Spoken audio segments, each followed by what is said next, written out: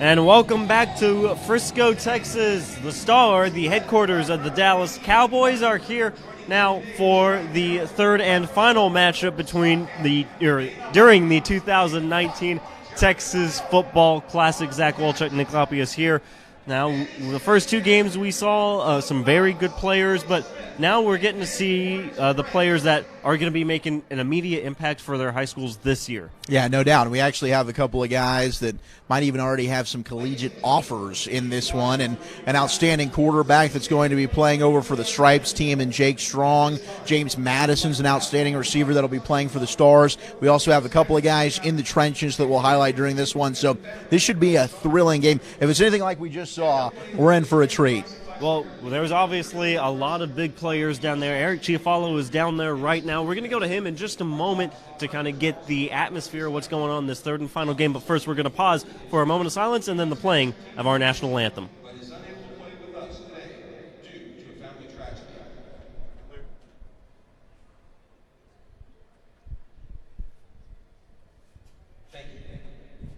Bearing the flag for the U15 Stripes is number 62, Trey Sparks of Golden, Colorado.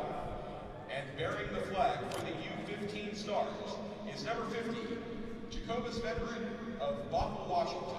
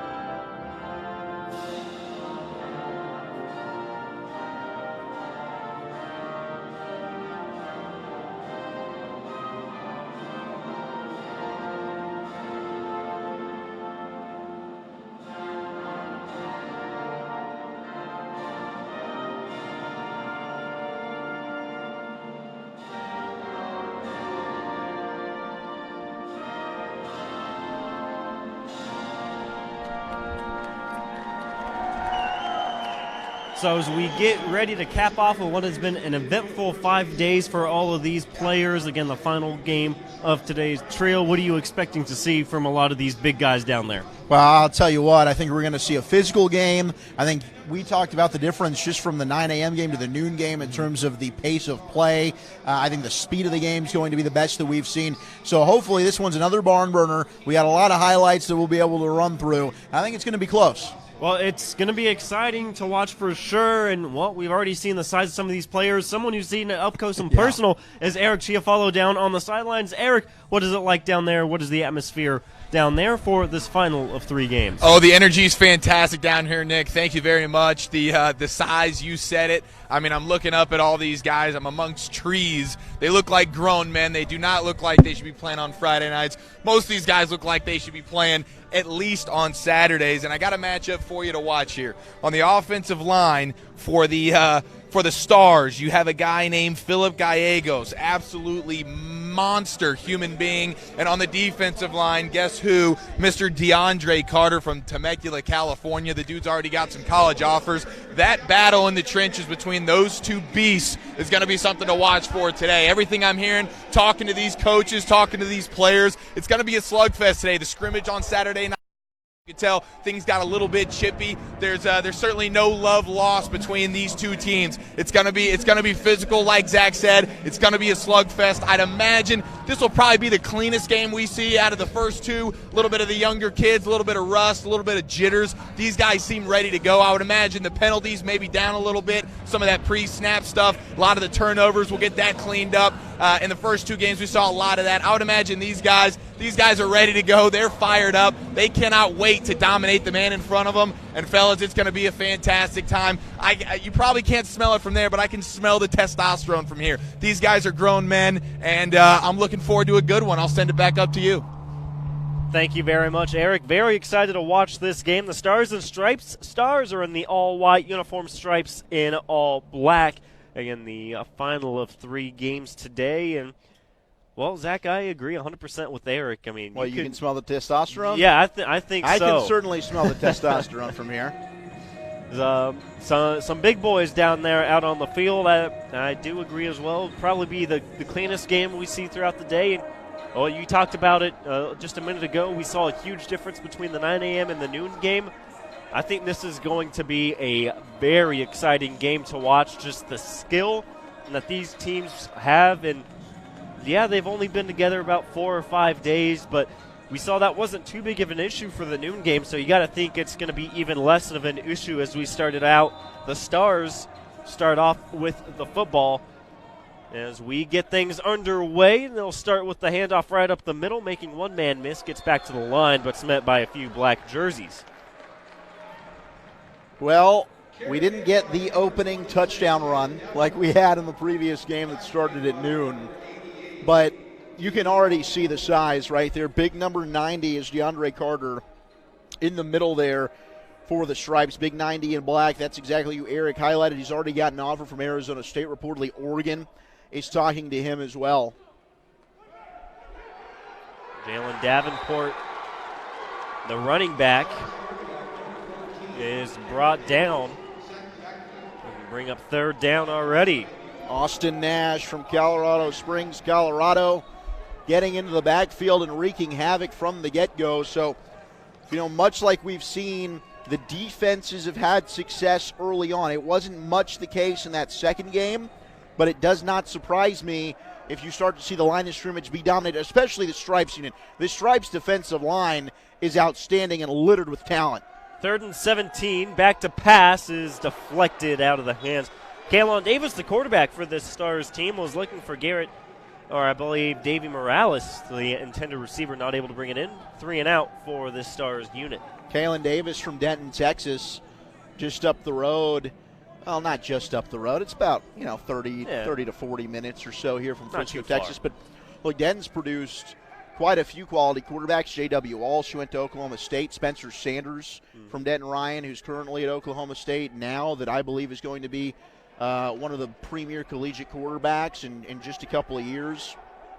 Gerard Hurd, who won a couple of state championships at Denton Geyer, went on to the University of Texas. So, he's going to be in quite the pipeline there. A little bit of a shallow punt that we just saw, so outstanding field position early here for the Stars. So now we'll see how this Stars defensive line will match up.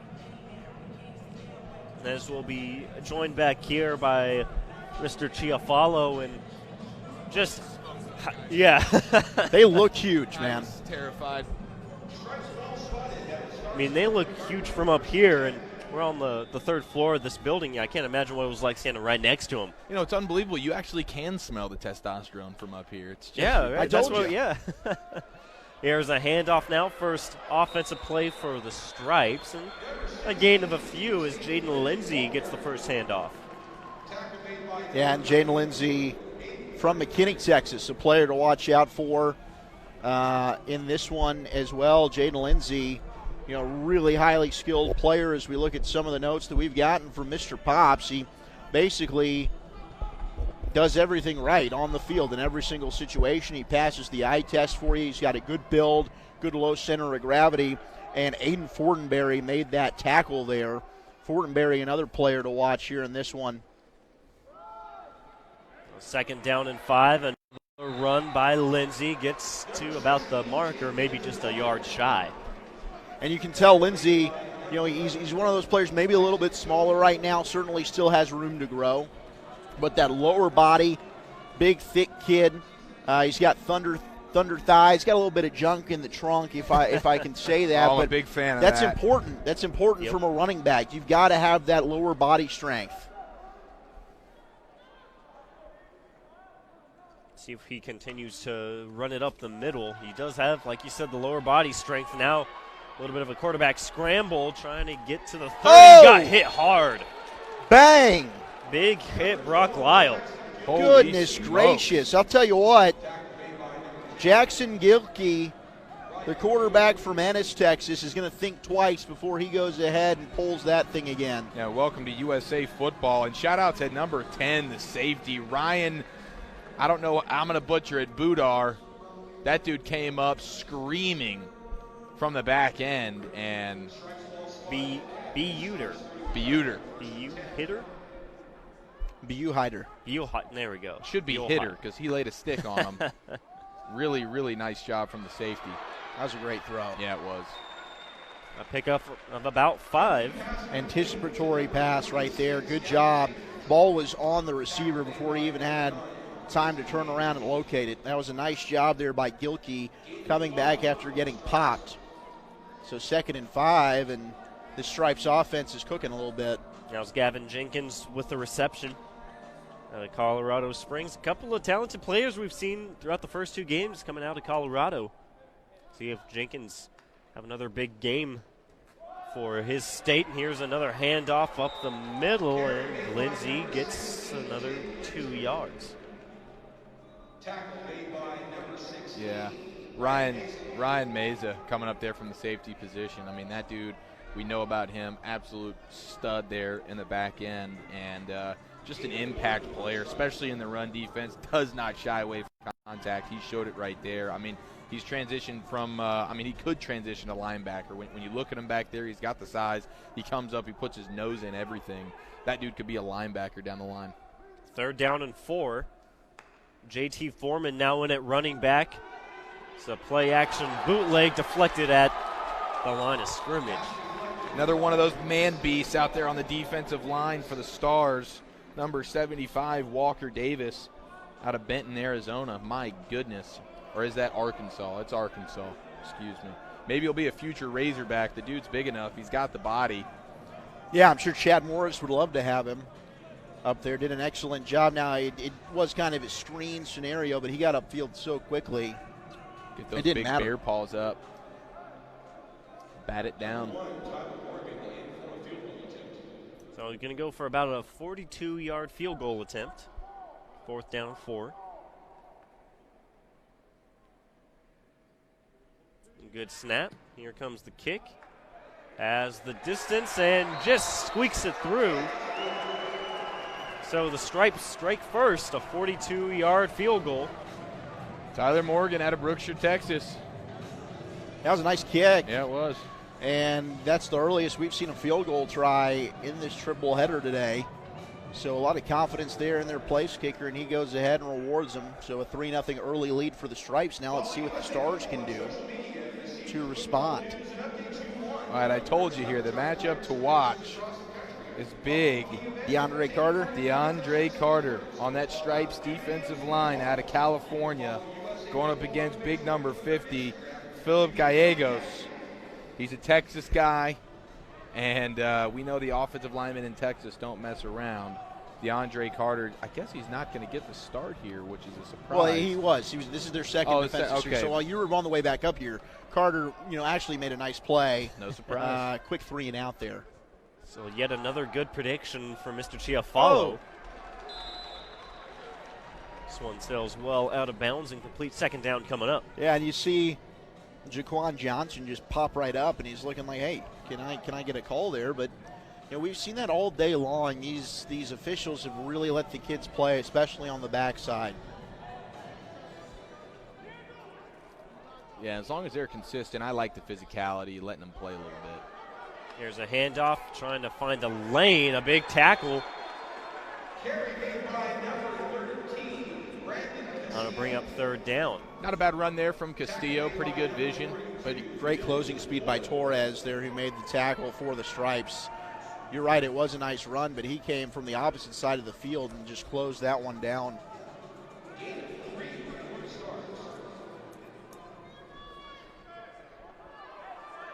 So 3rd and 7 in their own 28. Play action, a blitz coming from the side is caught.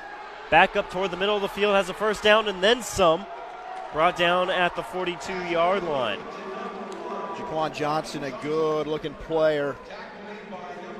He's excited about that one. Just a nice, easy completion there right over the middle of the field, and Johnson does the rest. From Ventura, goodness gracious, the California. size of these lines. Yeah, well, and they had linebacker Caden Torres, number 47, screaming off the edge there, and he was about a half step too late, or he would have got the sack. A run right up the middle will get maybe a yard before running into that offense or that defensive line rather. Big Isaiah 93, Smith, yeah. Evan Keefe. Both of them just pinching in there and eating that one up.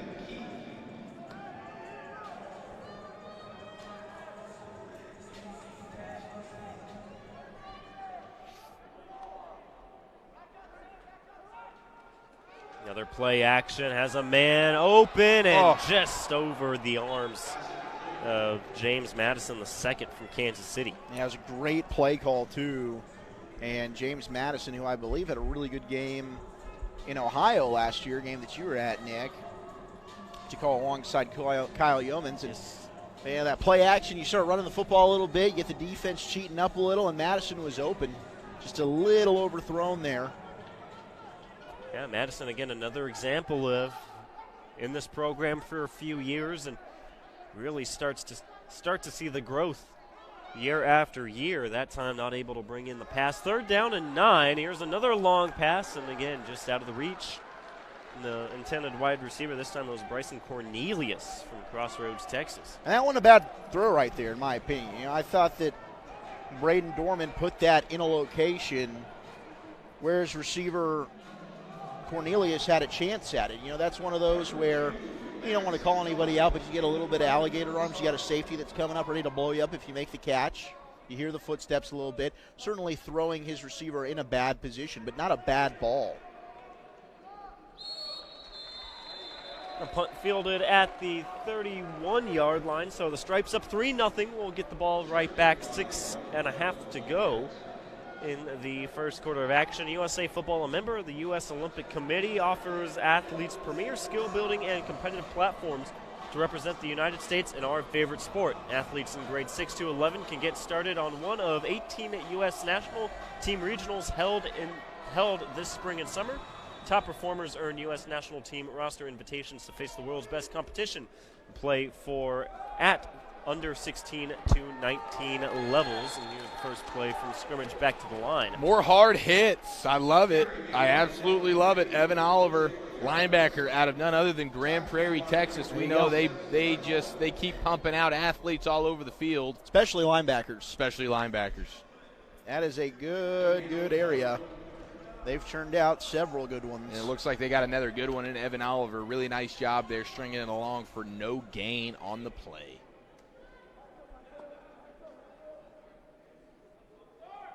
So now 2nd down and a false start. Yep. Coming up here on the Stripes. First penalty, I think, that we've seen today. About halfway through the quarter. Yeah, I was hoping we'd have a cleaner game with some of these pre-snap penalties. That's not too bad. You know, you make about 5 minutes before you get your first one. Yeah, I mean, at this rate, we're looking at 2 per quarter. At this rate, we're looking at about 8 flags. Total? It's not bad. Not terrible. Eric's done pretty well so far on his predictions the first 2 games. We'll see. Oh, my gosh. I've been Tony Romo today, boys, just calling it left and right. All right, let's calm it down, Nick. I really don't need his head getting inflated anymore. Nick, I appreciate the love, brother. I'll keep a tab over here, so we got 1 flag so far. If we get over 8, then I was wrong. Yes. So throw here on 2nd and 15. We'll lose a couple more yards. Talk about closing speed out of the defensive back there. Mason Dobbins, really nice job. And he doesn't let him get away. You know, some of those short passes, DB missed the tackle, wide receiver takes what would have been a 1 or 2 yard gain, turns it into 5, 6, 7. And Dobbins says, no, sir, I'm here, and you are going down. I'm excited about Jake Strong, the quarterback here, number 7 in black for the Stripes, a player that we saw last year in this very game. He was pretty darn impressive, and, you know, everything we're hearing about him is this kid is everything you want in a quarterback. Is able to get away momentarily. He's brought back down, a loss of 1, 4th down at 13 from Justin, Texas. Jake Strong going to a pretty good Northwest High School team. It's my alma mater there, Nick. I don't know if you know that. I'm a Northwest Texan through and through. Now, when I played, we were at the 5A level when the Trinities, the South Lakes, the Allens, we were getting pummeled on a regular basis. Now, that 5A level looks a little bit easier for them, and they've strung together. They had a good season last year, yes. Absolutely. 3 rounds deep into the playoffs. Pretty good. Be excited to see what Strong can do for that Texan program, and this one's fair caught at the 39-yard line. So the Stars will get their third offensive possession, looking for some points. 4:07 to go here in the first quarter. A little bit slow offensively for both sides, and that's something we've highlighted throughout the first 3 games here, and this one's no different. When you get about 4 days or so with each team together to prepare, advantage goes to the defense. Here's DeAndre Carter, big 90, stepping back in. Can't miss him. I mean, literally, if you put him on an NFL field, he looks right at home. Yes. I think, physically. And we'll have the Denton, Texas native at quarterback, Kalen Davis. He'll hand it off and stretching forward for an extra yard. Oh, and there's big old number 90 right there. Yep, right there in the middle of it. You're going to try to run into the teeth of that defense. Mr. Carter is not going to let that happen. Hey, and let's not forget about Mr. Davey Pombo III out of Kerman, California. That dude's a beast as well. Both of those guys on the interior there. If I'm a running back, I'm trying to bounce it outside. Pombo number 88 in black. There's Carter again, forcing the issue, and this one's incomplete, brings up third down. The thing about Carter, not only, I mean, you're that big, you expect him to be dominant in the run game, plugging holes there, eating up blockers. Defensive line, though, is incredible. But even in the pass game, he's got some pass rush moves, and he's just too strong. These guards for the Stars just don't really seem to have a shot. That's one of those guys you see, oh, man, this is the dude I've got to line up against when you're watching tape leading up to the week. Like, Coach, why don't you stand? Let me be the you're right up guard. every night. Coach, I'll be the right guard. Don't want to be the left guard. So third down and 9, direct snap. Here comes the quarterback run past the 50. We'll get the first down. Nice play there on the quarterback keeper. And what I like about it from Kalen Davis is he did not wait. I mean, he knew, all right, this is mine. They're calling 14. Let's do this. He took it right off the left side, over pursuit of the Stripes, caught him, and Davis knew exactly where it needed to get for the line to gain. Yeah, that was a gutsy run right there. Able to get that first down. Team desperately needed it right there, too. Get a little momentum. Do a handoff, able to make one man miss. Gets a yard or two before being dragged back down. You have number 91, Austin Nash, and the 93, Evan Keefe, on that defensive line as well. Colorado Springs and then Muskogee, Oklahoma. Like you guys have been saying, that is just a massive defensive line. Yeah, and Joshua Santos did a nice job getting penetration in the backfield that play, really slowing down the running back, allowing his guys to come. He didn't make the tackle, but he caused that play to go nowhere. Second down and 8, 2.5 minutes to go in quarter number 1. Still 3-0 Stripes with the lead. The Stars are marching, though. Able to get past the 40 down to about the 35. It's another first down. Marquise Hill, another player from Denton. And those two, they might have played together before. When you look at having the advantage of that Davis to Hill connection, both being from the same area, and that is a big boy. I mean, he certainly looks the part on the outside. In fact, as he grows into his frame, I could see him maybe moving over to tight end. Just going to say that. He's got that body of a tight end, especially that lower half. The dude is thick with 2 C's, as the kids like to say. Again, they're going to try and run it right down the middle, but number 90 is there again. 90 and 88 connect with the tackle. Second down and 10.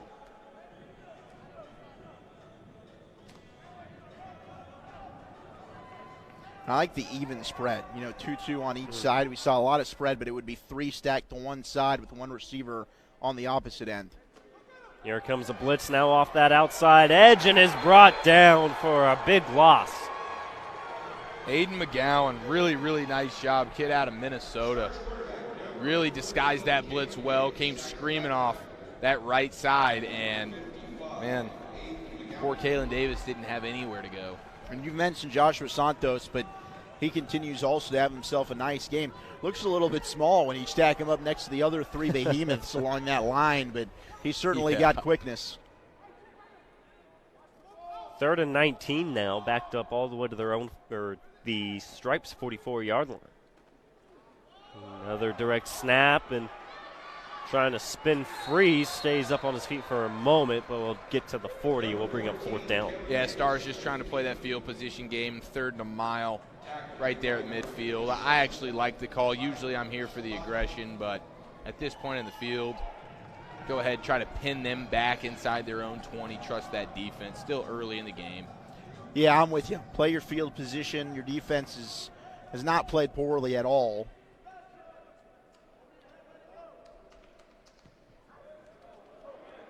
It's a nice punt. It's a good punt. Fielded at the 11-yard line, so it'll be a long field to work with for the Stripes. With 14 seconds to go, a 3-point lead here in quarter number 1. The defense stands strong again. USAFootball.com is your home to gain an edge on the field. Be a better coach, player, or football parent at USAFootball.com. It's been a fun 4 or 5 days or so. Has anybody shown love to Jackson Gilkey's hair yet? Because I don't believe so. I was waiting for you. I mean, for the people that didn't get to see Eric down on the field during the pregame interview, don't worry. You'll get to see him at halftime. It's true. But he does rock the man bun. And in fact, when he undoes the bun, he's got the flowing locks with a little bit of blonde trim. Yeah. Ladies love it. So he's our resident hair aficionado.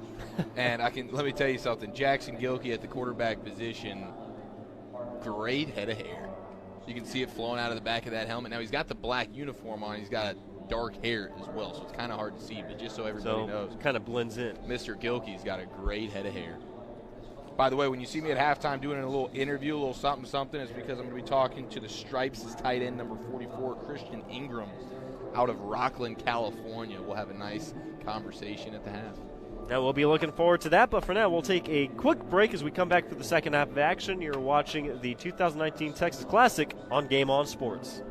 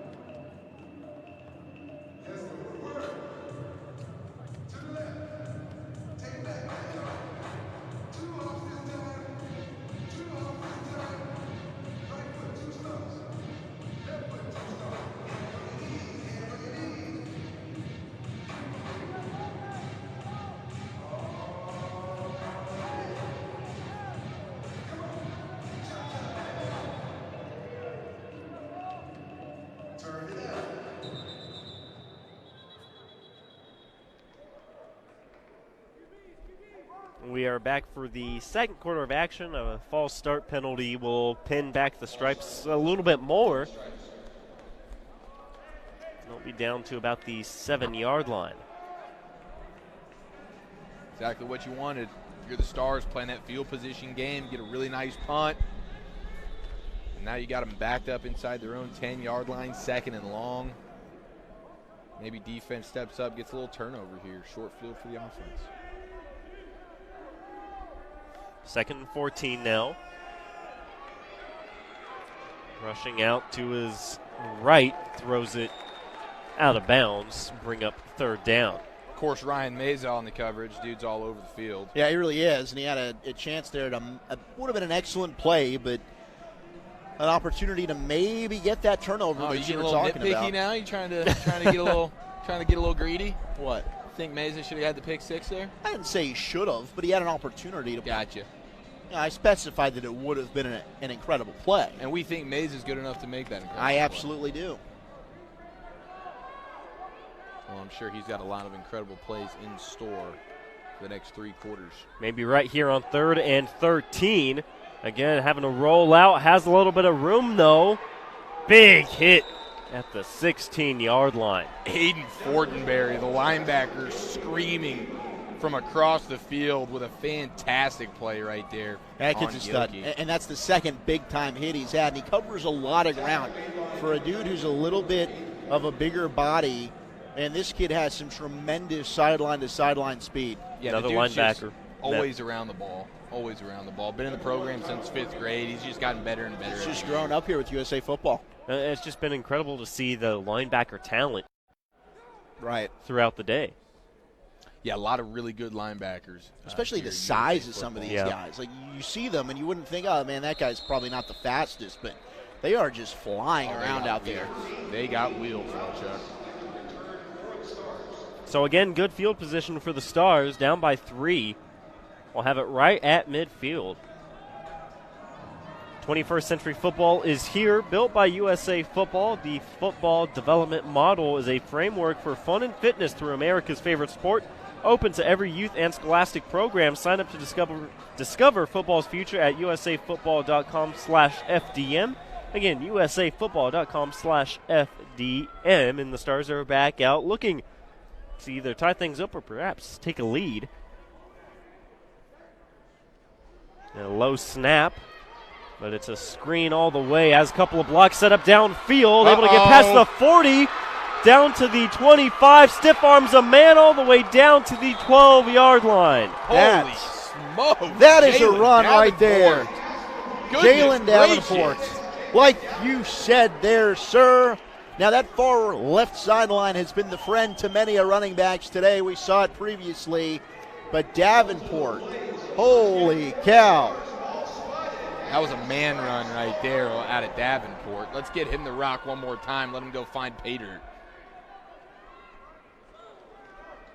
Try and set up another screen. This time was wide receiver, and it's incomplete. Almost looked like a backwards pass. Thought it was a fumble. James Madison the second. You know, that's one of the players that's coming off, having a really good bowl series last year. Expect much of the same from him here today, and maybe a little bit of a high pass, but for Dorman, Madison the second's a tall receiver, so you want to put it up there high, and that one just doinks right off the hands. Makes it 2nd down and 10. We'll hand it off to Davenport. Runs right into the teeth of that defensive line. Picks up maybe 2. Yeah, that was a nice job by the D lineman there for the Stripes, but still another physical run out of Davenport. Just a skilled back. Kind of just does all the little things right, all the details of football, the blocking, the vision. The dude's got it all, and he's an absolute man beast, just shrugging off wimpy tacklers.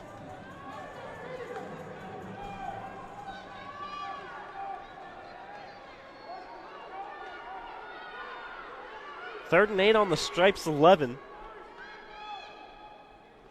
There's the snap, a little bit of pressure, and a pass down in the end zone, incomplete through the hands of Madison. Well, he had a much easier pass backside to Marquise Hill, who was calling for the ball on the slant route. He was wide open. Yeah, and a guy like Hill with that big body, someone you'd think you'd want to utilize him in this red zone area here, and they elected to go the other way. Let's see if they can tie it up.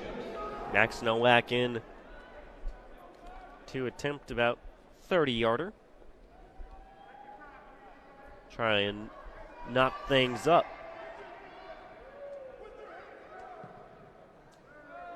Drills it right down the middle and evens it up at 3 apiece with 9:50 to go in this first half. So a good drive by the Stars. Not able to put 7 up on the board, but do get some points up.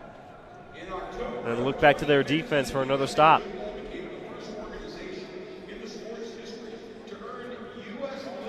3-all. We've yet to see anybody reach the end zone yet, but you can start to feel both offenses now get a little bit more comfortable. You had the big run by Davenport that really set up that field goal drive there. And we'll see who comes back out at quarterback for the Stripe squad as they rotate.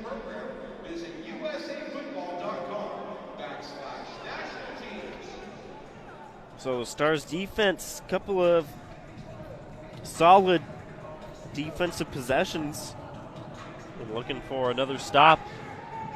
Perhaps get some more good field position for their offense. 1st and 10 on the 25 for the Stripes team. Open the scoring early in the first quarter. Haven't been able to put anything up since. Here comes a free play. It was offsides on the Stars, and we'll walk forward to about the 30-yard line. Got a flag down there off that far side, and it will be Jake Strong who checks into the game. At quarterback, Strong from Justin, Texas, as we highlighted earlier. Be an offsides penalty on the Stars, and the Stripes are thrilled to hear that as they'll move it up a couple 5 yards. 1st down and 5 at the 30 now. It's about where Strong got to on the quarterback keeper.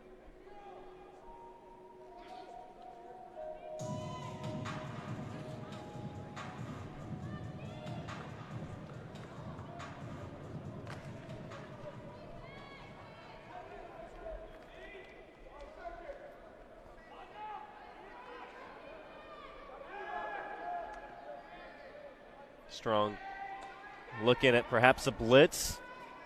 Will pass it out, and a good catch. Past the 35 to about the 38 for a 1st down. I believe that's Will Way, the tight end from Tucson, Arizona. The tight end that's really the quarterback's best friend. You need a safety valve, just find your big tight end. Just a nice quick throw for Strong out in the flats. Give yourself some positive yardage, and he goes for a 1st down. As y'all mentioned in the previous game, probably the best time to be a tight end in the game of football. A lot of mismatches for the tight ends, and like you said, always a safe bet for the quarterback. So this time, let's try to get it out to Nathaniel Villanueva from Corpus Christi. Not able to connect, brings up 2nd down. So much versatility at the tight end position, and what offensive coordinators are able to do. It's a benefit to have more than just one good one. Now we kind of saw the New England Patriots in the NFL transition to utilizing that 2 tight ends set more and more effectively than anybody has before. Stanford's done it very well at the collegiate level, and it's just a position now that it's such a mismatch nightmare for defensive players. 2nd down, a quick corner route is caught, brought out at the 47-yard line, bring up 3rd and manageable. As that time it was Joshua Gerlich, the 2nd, making the catch. Yeah, I like that play call there from the Stripes. They isolate Gerlich there, or Gerlach at the top, at the bottom of the offense, and just a quick ball, rhythm throw, in and out of the hands. Don't let this pass rush of the Stripes breathe down your quarterback's neck. Positive gain. Now it's 3rd and short. 3rd down and 1. It's going to be a false start. Yeah, it looked like the running back. Lindsey. Look at that leadership right there. Jake Strong with the little tap on the helmet. Jaden Lindsey just a little bit excited. Couldn't hold his water. And Strong with the leadership ability saying, it's all right, we'll get this one back. Now that's tough. It's a terrible time to have that happen because it was 3rd down and 1, and now it's 3rd down and 6. That's the 2nd pre-snap right there. Penalty? That is, yes. Shooting for 8 or less? Yes, if we get over 8, then well, it was the 3rd penalty overall. Yeah, so are we going pre-snap penalties or are we going overall? No, we're doing overall. All right. My gray area. So we got so we got 3 penalties. I'm taking you out of that gray area. I'm not letting you live on the fence anymore. All right, so we're 3 of 8. We're on pace to still be on the under. It's a little bit of a misdirection. Not able to hold on to it was Christian Ingram. The design was there. Yep. Certainly with the play action, and then you have Strong come backside, and you just slip the tight end out back door, just unable to connect. Right idea, the execution just wasn't quite there. Yeah, linebacker Isaac Stopke, really nice play there. We've seen him make some plays in the run game. Now we see him there in the passing game. Kind of a do-it-all linebacker there for the Stars. Both defenses looking very strong to start off this game, and here's a very impressive punt back all the way down to about the 18-yard line, so it'll be a long field now for the Stars. 8:17 to go in the second quarter, knotted up at 3. In 2018, more than 10,000 high schools, middle schools, and youth organizations enrolled in USA Football's Heads Up football program. The nationally renowned program takes a comprehensive approach to a better and safer game, covering player safety and football fundamentals for high schools, middle schools, and youth leagues. You can enroll your program at usafootball.com/headsup. Talking about earlier in game number 2 with Pop's game getting safer. Well, one of the cool features about this third game today is the Dell Insight technology. They actually have helmets for both of these squads, are measuring collisions perhaps like that one. That was a stick. Jaden Pritchett, the defensive back from Hollister, California. My, oh my, he came up and absolutely laid the wood on Isaiah Areola. Hollister, huh? Zach, you're still in your Hollister wearing phase, aren't you? You know, it's funny that great minds think alike. I was trying to think of how I could bring up the Hollister clothing brand. Well, you got that seashell necklace on. Color, I mean, you're really doing it big. You know, I never really wore a ton of Hollister, I must say. Really? You're an Abercrombie and Fitch guy? I was too fat to fit into Hollister. Really? As a big lineman myself, you know. Go to the big and tall? DeAndre Carter and I, we have similar problems. Yeah, I'm not sure DeAndre Carter's rocking too much Hollister. Did you see him there on your screen? The stop brings up 3rd down and 8 on the 22-yard line, and here's again more pressure from that defensive line. Throws a 50-50 ball, goes over everyone's head. Yeah, 4th down. I think Kalen Davis was sort of anticipating the pressure there. They actually had a relatively good pocket there for him that he could have stepped up into. Sets his feet, keep scanning the field, find the open guy. He got a little bit of happy feet there, and wasn't sure if he wanted to take off, and then he decided, oh, let's throw it, and he was just totally off balance when he did it. So Stars will punt again. Quite frankly, that was an ugly-looking pass. Yeah, well, you said it. We thought it. This one's going to roll all the way to the 38-yard line, so it takes a very favorable bounce for the Stars. And the Stripes coming back out. Both defenses suffocating so far. Yeah, really getting the job done. It's been a common theme for the most part. Especially early on in these games, the defenses usually find their footing early, and then it takes a little while for these offenses to get going, which makes sense. You've only had 4 days to prepare. Offenses are a little bit more intricate, and like I said, only having 4 days to – I mean, as an offensive line, the best offensive lines in football are offensive lines that have continuity. They play together. These guys have only known each other for about 5 minutes. Or 5 days, but fine. First down and 10. Here comes Strong looking for the deep ball and overthrows everyone for an incompletion. Just trying to get that long ball down the sideline. But, a lot of that also is both these teams have some really good front sevens. The defensive lines are dominating up front. We've seen the speed at linebacker. We've already highlighted Meza, who at the safety spot but can come up and play like a linebacker in the box. Total beast.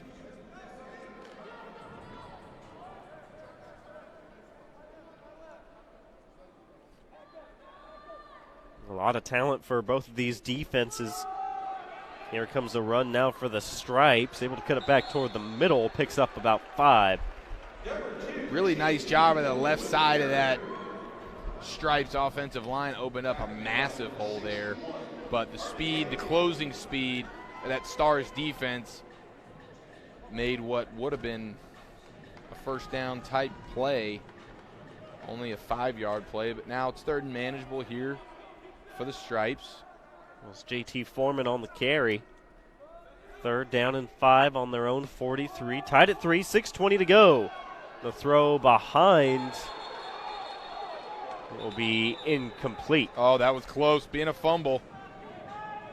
Aiden Fortenberry, Clovis, California kid, almost scoop and score. We know Fortenberry's an absolute baller. That was close. How about those helmets, though? When you get that up-close look right there, that American flag waving in the wind on those, they just pop right off that matte white helmet. Yeah, I'm a big fan of both of these uniforms. The all-whites, the all-blacks, very clean look. And both helmets are pretty sick. So a high punt, plenty of hang time, fielded at around the 38-yard line.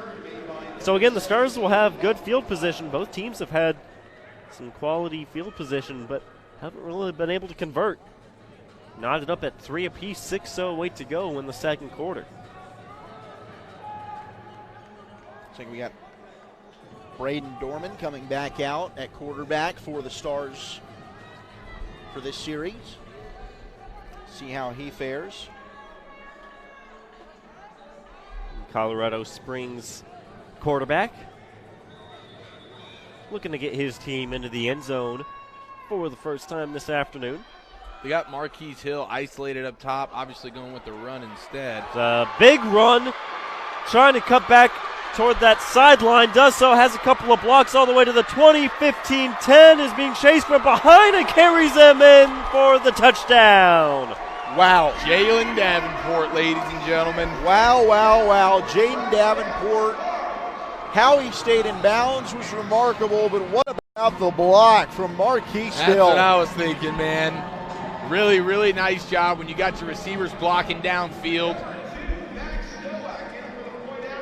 And you got a running back like Davenport that's just shaking off tacklers left and right. Great balance, great vision, stays in bounds along the sideline, and he's got the speed to make it a house call. The kick is right down the middle, so the first touchdown of the game comes with 5:55 to go, and that's a 7-point lead for the Stars. The touchdown run by Spanaway Washington own Jalen Davenport.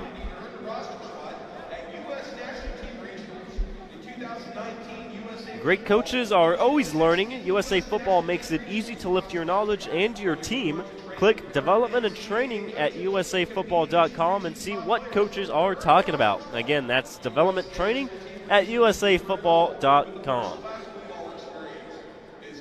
So that's the explosive play we've been waiting for in this first half of action. We see a lot of skilled players on both these squads, but that's the first time the defense has really buckled on either squad.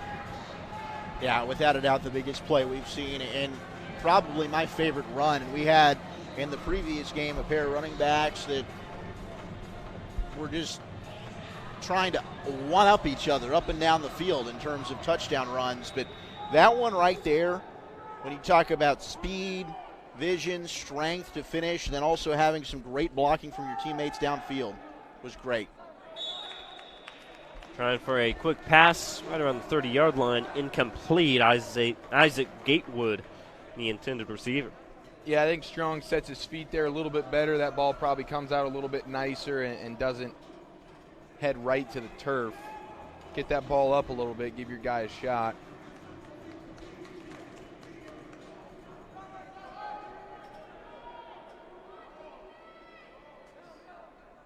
Second and 10. So a handoff, try to cut it back in the middle. Picks up maybe about one. Jaden Lindsay from McKinney, Texas with the carry. Really nice job there in the interior of that defensive line. Matthew Connors, big number 98 out of Oregon, just manhandling his offensive lineman and forced the running back to practically run right into the back of his right guard. And that's all thanks to big Matthew Connors, just being disruptive. Brings up 3rd and 9.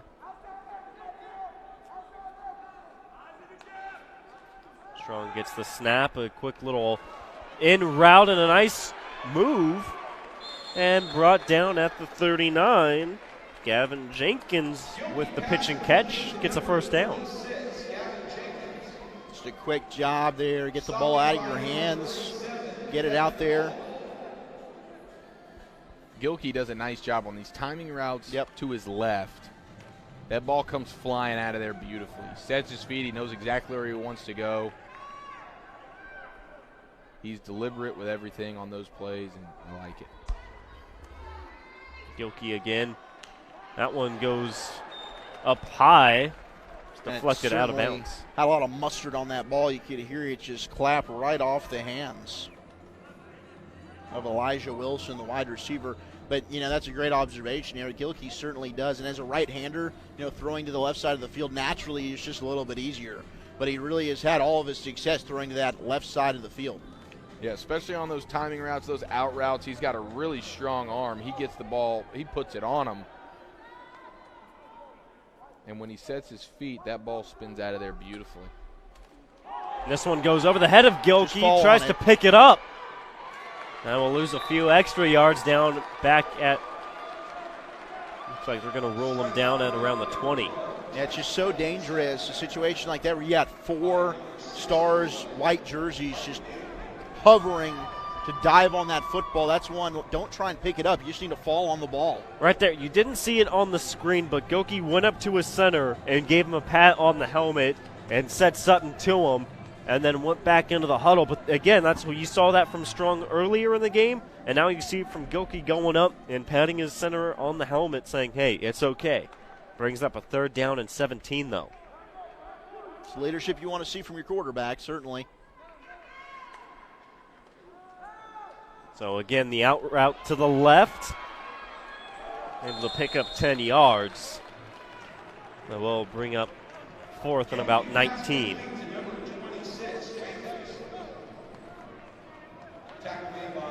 Yeah, it's really all you can do there if you're an offense. You're backed up in your own territory. It's 3rd and long. Not likely you're going to get the first down. Let's just try to pick up some yards and play that field position game once again. And at this point, that Stripes offense just needs a spark. They just seem a little bit lifeless. Nothing's really working. They seem out of sync.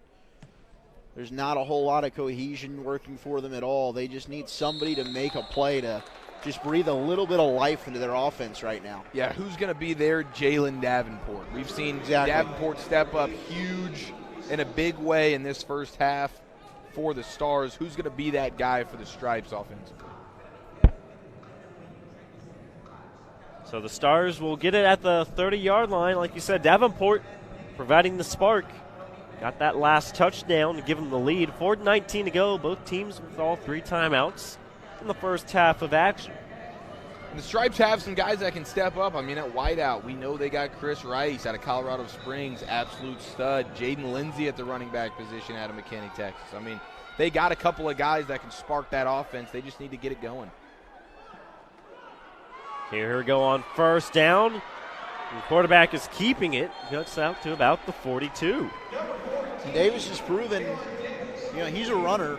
And he can run the ball very effectively at the quarterback position. It's as a passer where I'd like to see him get tested and show his ability and skill set a little bit more.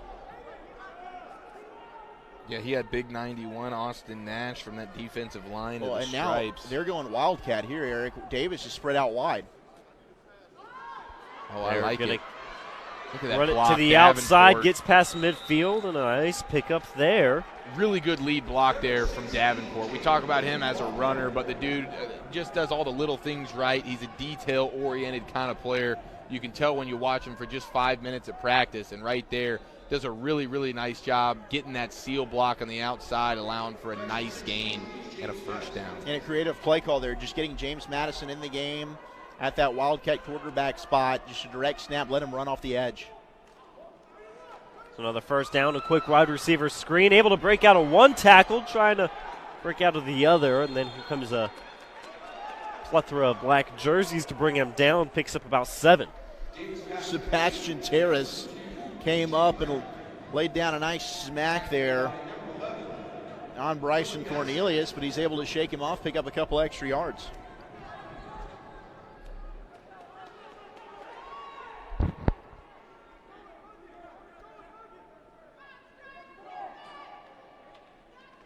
Davis takes the snap, hands it off. And it'll be a loss of 1 or 2 as that time Blake Dean with the handoff. Davy Pombo III with another brilliant tackle. There's a flag down on the field. What was that, flag number 4? It is. All right, so we're about halfway. We're there. I mean, we're matching that quota, but that is just such a fierce interior there with Pombo the third and Carter inside. Good luck running through the teeth of that defensive front. Yeah, well, when Jalen Davenport's in the backfield, he can pretty much run through anything. So his personal foul called on the Stars. Oh, that'll kill you. 3rd and a mile now, boys. Another one of those situations, I would imagine they'd probably get a little bit conservative here. Do they do a quarterback draw, maybe a little screen pass, something short, pick up some yardage, but probably not looking for the whole thing here. Brings up 3rd and 19. Timeout for the Stars with 2:51 to go, up 10-3. Yeah, don't want to do anything too crazy here. You got the lead.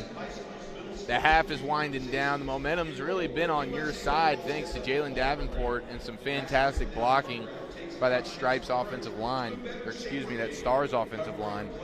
And their defense has been suffocating. Defense has been unbelievable. And so let's go ahead and trust the defense, probably try to pick up a few yards here, maybe get some of that yardage back, but probably going to send the punt team out right after that and pin the Stripes back as far as they can. And once again, trust that defense that's been so dominant. Yeah, you probably go with a safe call here, maybe a screen, draw play, just a direct handoff. Quarterback design run, something like that. Yep. 3rd and 19 on their own 41. 2 timeouts left now for the Stars, up by 7. You never know, though. The fact that they took a timeout in that scenario, maybe they're going to try something tricky. There we go. Davis back in the shotgun. Takes the snap, and it's going to be a bit of a screen. Trying to find some blockers upfield will pick up maybe 3 or 4 yards. Goodness, there's that other defensive end, Joshua Santos, excuse me. I don't know why I thought that S was an S. Yeah, really not sure why you went there, but Santos. Shout out to the Santoses. They Made got a heck themselves of a play. a stud football player in the family. Yeah, he's a monster. Yeah, and like you said, I mean, it makes him look a little bit small when he's next to the guys like Carter, these big freak shows down there. But Santos has some size, too, and high motor. He's been great off the edge for the Stripes today. Stripes used their first timeout. Stop the clock at 2:34. USA Football's 2019 National Conference with speaker tracks for high school and youth football coaches delivers insight to lift your program. Hear college and NFL coaches, leaders in athlete health, and other experts in Orlando from February 22nd to 24th. Early bid rates open at usafootball.com. 4th down at 13. Bring out the punting unit.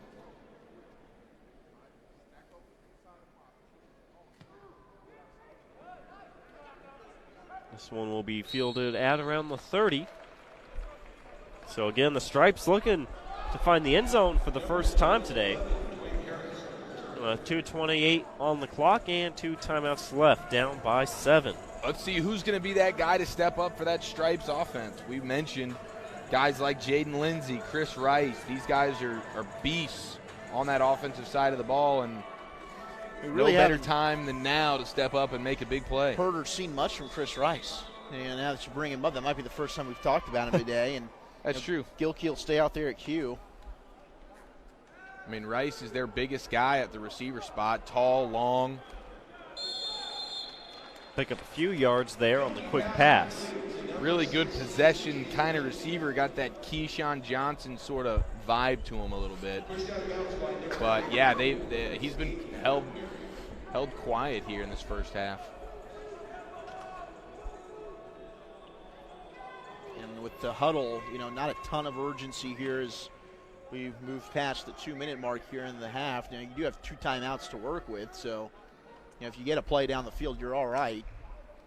See if Gilkey can make a play. I mean, that's his throw right there. That's his best. That 7 to 10 yard out route to the left is where Gilkey's just been money. And the Stars have just been giving it to him, which at this point in the game, I think you'll take that if you're the Stars defense. No question. Brings up 3rd and about 4. Under 90 seconds left now.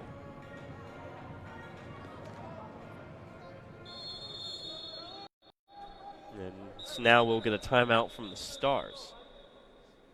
So they have 1 timeout remaining. Stop the clock at 1:21. Yeah, this is a big third down stop for both teams right now, because if the Stars can get the stop here, they get the ball back with still over a minute left, one timeout, and plenty of momentum to see if they can go tack on a few more points here. And obviously, if you're the Stripes, you're just looking to move the chains and get some sort of momentum going. Whether or not you finish the drive off with a score, just get some sort of offensive confidence going into halftime. It would go a long way for the Stripes, I would think. So really big play here. I like the timeout call out of the Stars. Yeah, Stripes really haven't been able to move the chains too much in this first half. They got that field goal to start off the game. Since then, it's been a whole lot of punting for this Stripes team. And it's been the one big run from Jalen Davenport. Put the lone touchdown up on the board, but both these defenses going strike for strike. Let's see what the Stripes draw up here. Big third down.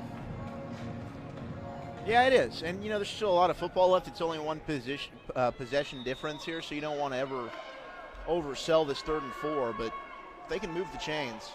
Uh-oh. Big hit. Didn't blow it dead. It's a fumble. Picked up at the 10, recovered at the 10, rather. Gosh, thank God for the speed of Jaden Lindsay here. That was an easy Stars defensive touchdown. He was hauling. The fastest human being I've ever seen. My goodness, he was hauling for that ball. There was nobody else other than Jalen Lindsay there for the Stripes. Just he saved made his sure team a touchdown. that he was the one that fell on that ball. It's about him in 6 white jerseys in pursuit. He found, he might have originally only had a 3rd gear. He found a 4th gear. Yeah, he figured it out. Ball. He breached a whole new speed zone there, man. That was incredible. And the effort. Gotta love the attitude and effort out of a guy like that. One of your star players. Easy to just say, oh, throw your hands up and let the defense go get the ball, whatever. But nope. I don't like the call necessarily there, because clearly the play was designed immediately, for Gilkey's first read to be over to which side? The right. The right side. He's been best to the and left. He's been best to the left. He hasn't had any success on the right so That's far. something we're going to have to talk to Pops about. Yeah, and they had Gerlach out there at the bottom of the offense, out wide, solo, one-on-one matchup, and he's been winning that out route matchup all game long. And I thought they were going to go back to it right there. Hit the sideline, stop the clock, move the chains, but they decided against it. And big 75. Holy smokes, Grayson. And now this snap goes over the punter's head. Luckily, there's no Walker rush, so Davis. You're okay. He was able to keep it in bounds, too. And now, very good field position for the Stars with 67 seconds left. They do have one timeout. They get it right around the 30-yard line. Well, you'd think you pick up, 10 yards? At minimum, you'll come away with 3 points. Yeah, I mean, just a disaster there for the Stripes. The last thing that they wanted to have happen is a major sack fumble or any turnover for that matter. And now they got the defense backs up against the wall, down a touchdown, a minute left to go. All the momentum on the Stars side. Dorman in at quarterback. 1st and 10 on the 32-yard line. Takes a big hit, throws it to the end zone, and is caught. James Madison with the touchdown grab. That was big time. And Wow. we've been waiting for James Madison's moment, and there it was. Just speed, blew past the entire secondary, a good ball, and the quick strike. How about Dorman stepping up in the face of major pressure? He had big number 75. Was that Grayson Gaddy all up in his grill? Still stepped up, made the throw, and I think Jaden Pritchett just got lost there in the secondary. Kicks right down the middle, so it took 7 seconds to put 7 points up on the board. They are now up by 14 with a minute left. That's exactly how you want to close out a half if you're the Stars. Big defensive play, turn around, and couple that with a massive offensive touchdown, and all the confidence now on the Stars side.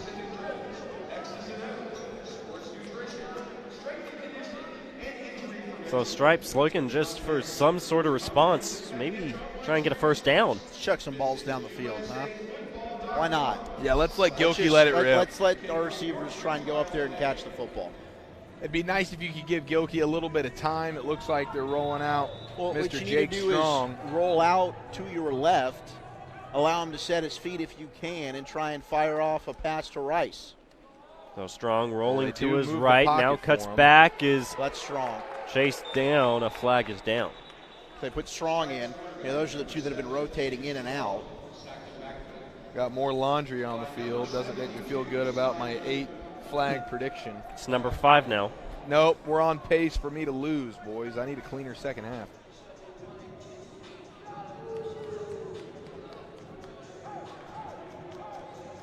So hold, penalty is declined, bring up second down and long. Now, if the penalty's declined, does Still it? a penalty. All right. There's a flag on the field. I'm not letting you get away with this one that easy. Yeah, no, clearly. I was ready to give it to for you. Yeah, vengeance. Nick, I know, but- Nick was ready to Hey, you cave get a in. car. You get a car. All right, Oprah, come on. I want the blue one, Nick. Second down and 14, back to the original line.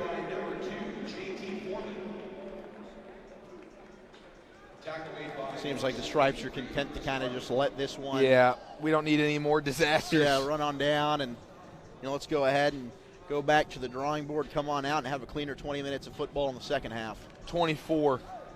Is it 12 minutes? Yep. Is it? Yep. Know your ball. Know your 10, it ball. was 10 minutes in the previous game. Yeah, and the previous game before that, but the big dogs, They get an extra 48. 2 Big minutes. Dogs get 12. Yeah. And that'll do it for the first 24 minutes of action. 17-3 in favor of the Stars. We'll be right back. Coming up on the other side of the break, we'll have Mr. Chiafalo back down on the field. And again, we'll be joined up here in the booth by Pops and bring us some more insight on some of these tremendous athletes and some of these giants that are out on the field. Stay with us here as they're watching the 2019 Texas Classic on Game On Sports. A rite of passage. The field as a classroom and nationalized as airplanes. We see teammates becoming friends, friends becoming brothers. We see moms and dads standing tall as the kids dig deeper.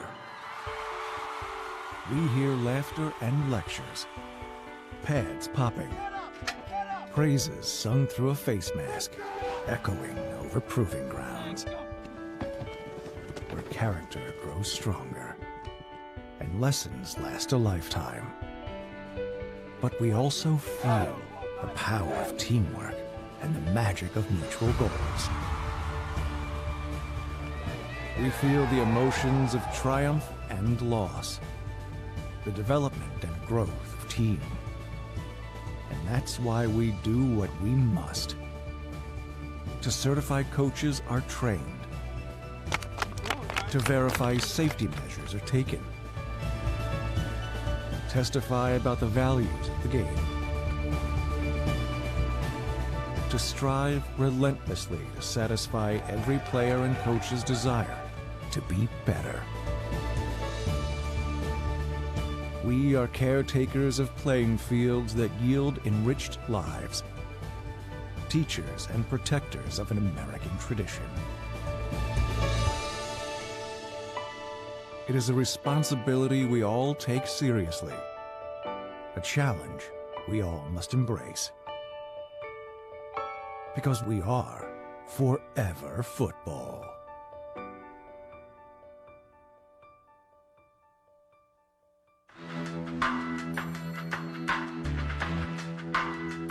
To me, it has nothing to do with what level you're playing at. This is just the right way to tackle, and we really think that we're seeing the future of football. Right foot, and boom! You would have a hand eyes to the thighs, and make sure our eyes are looking up. What we've achieved here really is a landmark moment.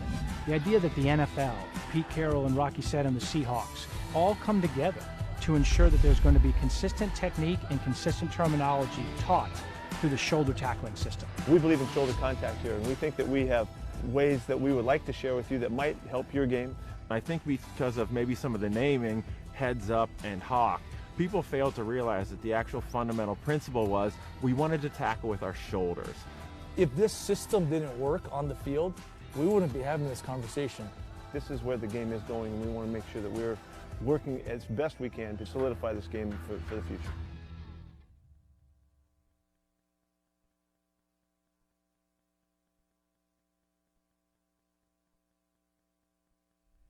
You know, it's one of those things now where we're in our 50s and we've been through this. And oh, sorry, I'm in my 50s. I married her really young, she's in her 30s.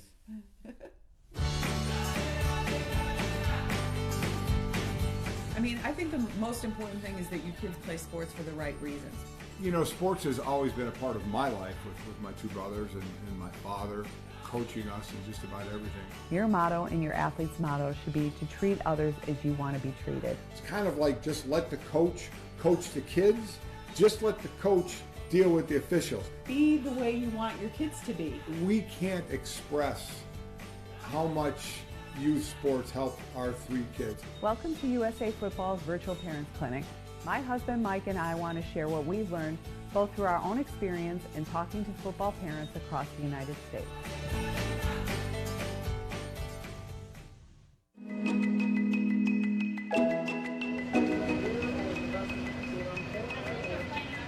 You already know Team USA out here, bro. Team USA, we out here giving back to our community. You feel me? It's the only way to do it. I am so grateful to have this group of men here today from USA Football. They are here engaging with our students. USA! USA! USA!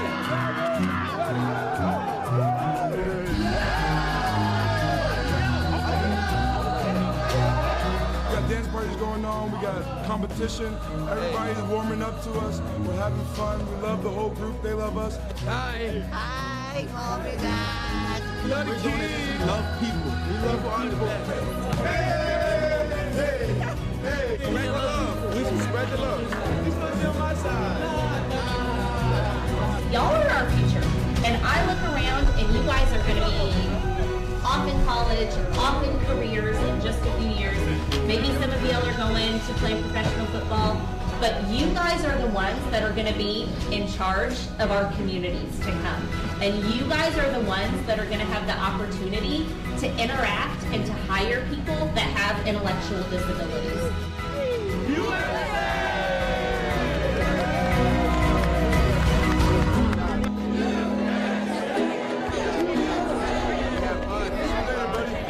Nice meeting you guys. We're gonna miss you, best friend.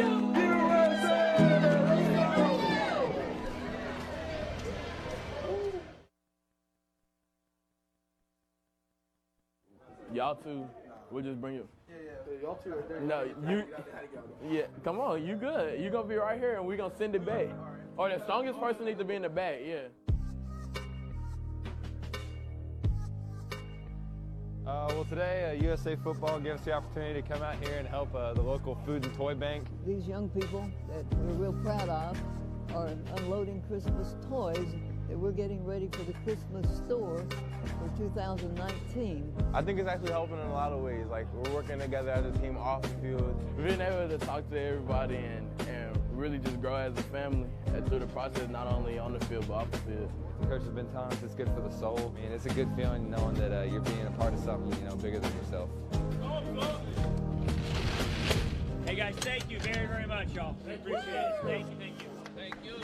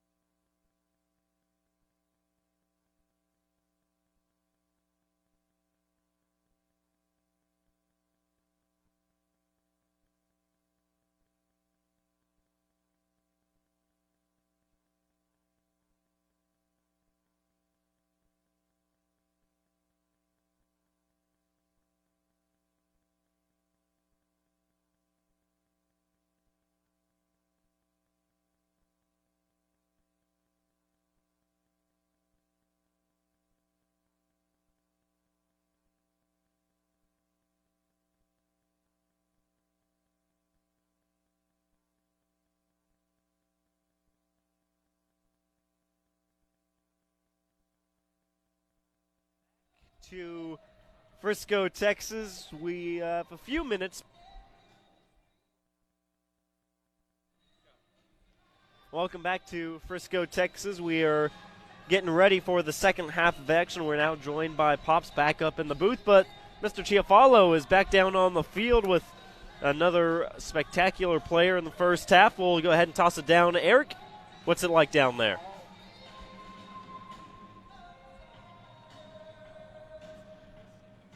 Out of California, Rockland, California. He tells me it's the only place in California that doesn't have beaches, so not the California you and I think of. But Christian, great to have you here, man. And you're a longtime USA footballer. What's the experience been like for you the last 4 years? You've been doing this since 5th grade. What's the overall experience been like for you in USA football? People have been very welcoming. They've always accepted me as tight end. They've never been shutting me down because I'm not that position. So it's been pretty good. Very nice. Now 2019, it's been a great weekend so far. USA football, you guys have been here for the last few days. What's been special about this year? This year is special to me because it's my last year I'll be able to play, and I'm glad this year they use tight ends as tight ends and not linemen or receivers. They use them as a mixture. So we go out for passes and we stay back and block. Heck yeah, show off those soft hands, that running ability. I know you can block your tail off as well. Is there a guy in the NFL, somebody you model your game after, somebody you like very much?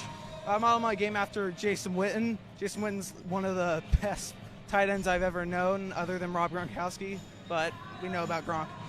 Heck yeah, Jason Witten. Hey, that's a great answer. Down here in Frisco, you're in Jason Witten's house. I know you've seen all the murals of him all throughout the star here in Frisco. Now, you're a California kid. I know they got great food there. Have you had a chance to get yourself some Texas barbecue, maybe a little Tex-Mex? Not yet, but tonight we are. Grubbing hard tonight? Yep. All right, very good. That's Christian Ingman, ladies and gentlemen. Back to you up in the booth. Heck yeah, Christian. Jason right. Witten, my man. And you know what? It's hilarious that Eric Chiafalo is the one interviewing Christian because I am a Jason Witten supporter through and through. Yeah. Well, a little bit earlier, he was bad-mouthing Yes, Witten. Eric has had not so great things to say about Jason Witten's return to the Dallas Cowboys. We will fight over that with hand and fist later on. But, Christian, a great player to model your game after. And we got Al Pops back up with us. And, Al, you see Christian down there. And I imagine, watching some of these kids, we were joking about this in the previous game, you got to be almost like a proud father with how well you know these guys and seeing them, especially one like Christian who's grown up with you guys since 5th grade up to now. Right. A lot of these kids I follow on social media, just keep in touch with them, see how they're doing throughout the year. About a month or so ago, Christian made a post on Twitter that kind of just threw me for a loop and made me feel really old. He posted every picture from a USA football event that he's been to. So the regionals the last 4 years, the middle school bowl games, the international bowl. And it's just crazy to see not only physically how he's grown and matured, but also that he's been in the program for that long and keeps coming back because of what he gets from it. So his comments there, talking about tight ends and this year how, the use of tight end, has that been a position that's kind of evolved with how it's been utilized in USA football? No, I mean, we've spoken about it in the previous games. We leave it up to the coaches that we bring in to kind of install their offense, use the players as they see fit. And this year, Christian has now grown to about 6'3", 185, 190 pounds, and I see him on social all the time working out. But I think he's put himself in the position to not only be a blocker, but also he's improved athletically enough to go out in those routes and find balls coming his way out in the passing tree. Now, I think one of the things we were talking about in the halftime, we got a couple of really big players in this game today, but you said even the biggest players in this program aren't even here today, and that just blows my mind because a couple of these kids down here are massive. Yeah, we got a couple 6'5", 6'6", 6'4", a couple kids that are 6'2" down there. That are 15? That are 14, 15, Jeez. going to be freshmen in the fall. We got some bigger guys out there as well. DeAndre Carter, number 90 on the Stripes team, has an Arizona State offer. We just spoke on the sidelines. I was down there. Brennan Storr, who's going to be a freshman as well, as an alumni of the program, local Dallas kid, also has an offer. So, we're seeing our 8th graders at that elite level where college programs are already looking at them as potential student athletes. Yeah, Brennan Storr, who was in this game last year, and he was sensational. He's kind of in that Highland Park pipeline. And for those that aren't familiar with Highland Park, John Stephen Jones, the grandson of Jerry Jones, won a state championship a couple years ago. He's now at the University of Arkansas. Chandler Morris, the son of Chad Morris, who's the head coach at Arkansas, just won a state championship with Highland Park last year. He's already committed to go there, and they're the favorites to four-peat as state champs at the 5A level. That is quite the pipeline. And, oh, by the way, there's also a guy by the name of Matthew Stafford that's graduated from Highland Park. So Brennan Storer is in pretty good hands there in that Highland Park pipeline. You also look at the defensive side for Highland Park. Prince Dorba just making his announcement, committed to the University of Texas. What a beast he has been all 4 years at Highland Park. But, yeah, definitely a good opportunity to have their fourth straight state title at Highland Park. The first play of the second half, about a 7-yard run. There's Christian actually out there blocking at the tight end position, and a little bit of extracurriculars after the play. I mean, one of the things we've noticed that has set the tone in this game above the others is the physicality and the pads popping in this one, and I know that transitioned even to the scrimmage that you guys had on Saturday night. Yeah, those pads were popping, and those kids, these two teams, I know we're all one country, but right now these kids do not like each other, and it's a great battle. Physical play, I love to see it. So second down, here's a strong pass in and out of the hands. As Jake Strong is back in at quarterback again from Justin, Texas. Yeah, and another Texas kid from Jake Strong. And, obviously I'm biased. I'm from the state of Texas. But I do believe that this state develops the best quarterbacks in the entire country. I think that's been proven when you look at the NFL landscape and collegiately as well. That I've seen on the middle school level in all my years, almost 10 years of middle school football. The third down, a big run, gets the first down. J.T. Foreman out of Turlock, California, picks up the first. Seems like always Texas and California at the top of the list at providing some of the best football players throughout the country, and that's been apparent throughout the days. You look down the rosters of all three teams, you typically see a lot of Texas and California. Colorado's been a big one as well, but it's mainly been those two states. Yeah, they send us a lot of kids. They come to the regionals, and they flat out ball. So, we don't care where you're from, but those states are traditionally powerhouses. So Strong getting flushed out of the pocket, will throw it away, bring it second down. Talking about the physicality of these two teams, and, well, something that I believe you guys are doing for the first time, at least at this age group. You guys have some interesting technology in the helmets for this game. Yeah, Riddell, one of our major sponsors here, all these kids in this game are using the Riddell Insight technology. So it's technology that's laced inside their helmet, which tells us the impact, how often, how hard of an impact it is, and it's all geared towards researching the game, researching the equipment, making everything safer and better. So we can monitor if a kid gets hit, not anymore. It's not, we got his bell rung. We can see what the situation is. Well, Strong got hit hard there. And that technology, something that you maybe go back 5-10 years ago, that's technology that you wouldn't even thought of or heard of in the game of football. And now you're getting to use it here at this U15 game, and that's really cool.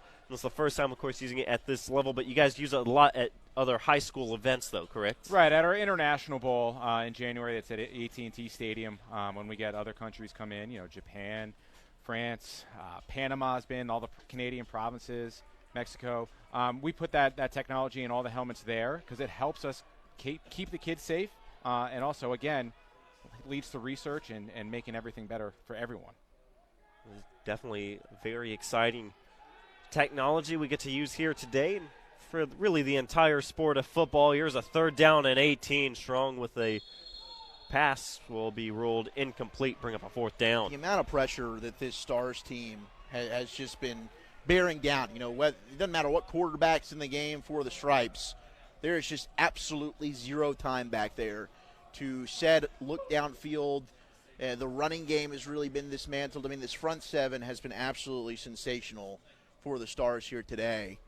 And another punt situation for the Stripes. I think that's been a theme, and feel free to disagree with me, but I think it's been a theme that the D-line play has shined in all three of the games, all six teams. No, I do. I absolutely do agree with you. I do have some things that I want to bring up, though, whenever we get Gilkey back in the game at quarterback. Is it his nice long hair, those golden locks? locks? Well, Eric does love his golden locks. But, to me, it's really it's he struggles to throw to the opposite side of the field, to his far. He's a right-handed quarterback, so clearly to his left, he's delivered some beautiful balls. But I don't think he's completed a pass going to his right side. Now, a lot of that's not all his fault. He hasn't had a lot of time. Exactly. So I'm not trying to absolutely just say, hey, Gilkey. No, he clearly has a lot of talent, and he's a good kid.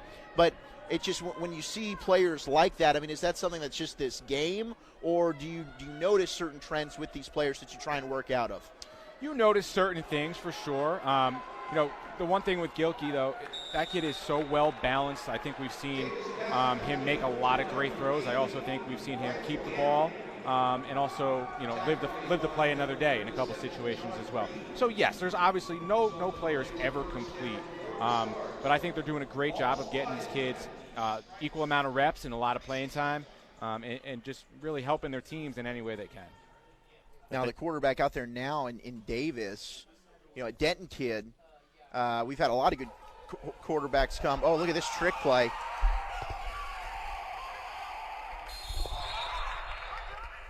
Well, that's definitely pretty interesting. The first time we've really seen something like that.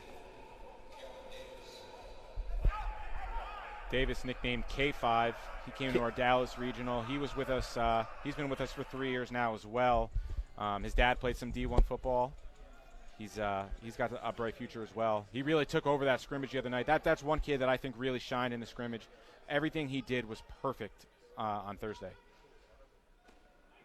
Saturday, rather. That was a nice ball right there. Just a good job coming in there and breaking that up from John Reed.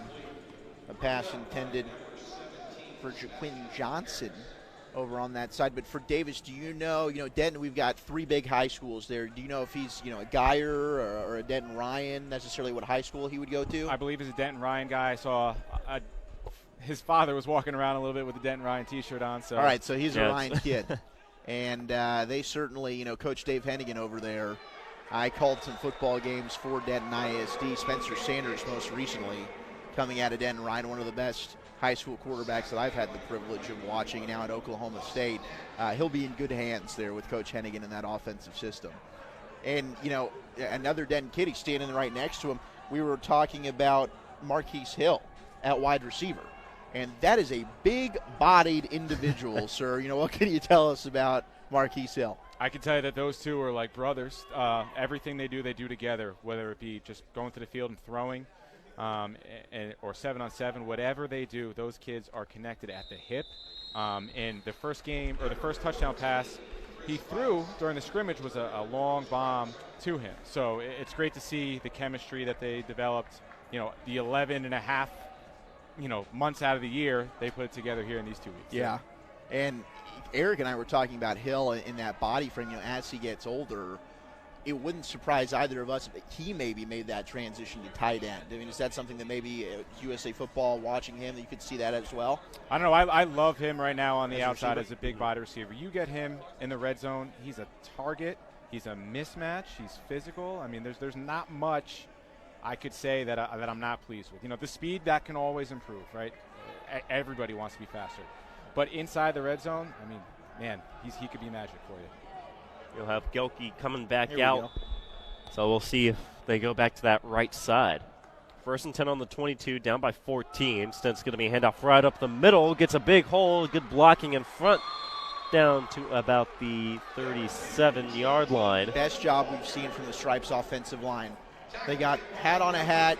Great job there, creating some running lane to work with there for Foreman. And he went ahead and good vision there to hit the hole, move the chains for a first down. And that's really what the Stripes offense needs. They just need some kind of positive momentum. They've played a lot behind the chains. The down and distance has not been their friend. There you go, a good play on first down. Bit of a high snap. Gilkey able to bring it in. Kind of disrupts the running game. Falling forward for maybe a yard or two. Move the pile forward. Now, Pops, we were talking, before we started here in the third quarter, and what goes into this, you don't get all these kids together often. So you've got this bowl series, you got the International Bowl in January, as you talked about. Logistically, what kind of goes into getting all these kids from all kinds of parts of the country together? Man, people see the finished product, right, of practice week all week and then the game. They see the finished product, but it's a process. It is we're not a camp. We're not a camp series. What we are is we're a program. So we start in the regionals, right? We have 18 regionals, March through May, 2-day non-contact camp or non-contact event, I should say. We don't like the camp word. Where we bring these guys in. We bring in college coaches to put these guys through skills and drills, 7-on-7, 1-on-1, inside run drills. And we evaluate these guys. And there's a lot of kids. Nice completion. Oh. There's a lot of kids. Pass over there to the opposite side of the field. That should have been a completion. There's a lot of kids who want to be in these 50 players' shoes. So we have to dwindle down that pool to really get the best of the best. And it is a 6, 7, 8 month process. And then you tack on International Bowl. This is a year-round operation. There's no, next month we'll really start to rev it up. If you're not revving it up full time and making everything great for these athletes, you're doing it wrong.